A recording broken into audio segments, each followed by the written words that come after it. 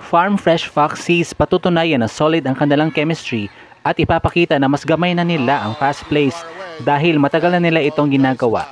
Next-led Chameleons hindi magpapahuli at ipagmamalaki din na fully adapted sila sa Japanese system kaya tatapatan nila ang bilis ng kalaban.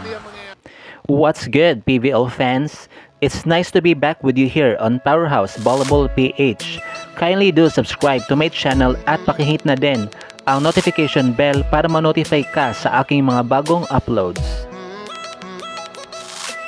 Para sa ating first game ngayong araw na ito, April 9, 2024, araw ng kagitingan na kung saan magsasalpukan ang mga magigiting nating manlalaro which are Farm Fresh Foxies kontra sa Next-led Chameleons. These two teams have something in common and it's safe to say na parehas lang ang tinatakbo ng kanilang kampanya sa conference na ito dahil nga pareho silang may 2-5 win-loss record sa team standings. At kakasungkit nga lang nitong Next-led Chameleons sa kanilang ikalawang panalo against a rookie team na Strong Group Athletics na pinabagsak in 3 sets, 25-16, 25-16, and 25-15. Tinanghal na POG si Ivy Lacina na nakapag-chip in ng 16 points. However, ito namang Farm Fresh Foxies ay hindi nakaporma laban sa Signal HD Spikers na gigil bumawi sa laban na yon kung kaya't winakasan kaagad nila ang game via sweep as well, 10-25, 14-25, and 15-25.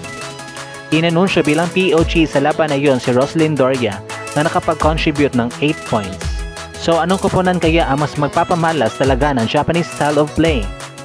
Will it be head coach Takaminawa system or assistant coach Shota Sato's system? Kaya naman abangan na lang natin kung sino ba ang makakasungkit ng kanilang ikatlong panalo at exactly 4 PM. At dito na nga po nagtatapos ang ating video. Thank you so much for watching. Kindly do subscribe to my channel at pakihit na din ang notification bell para ma-notify ka sa aking mga bagong uploads.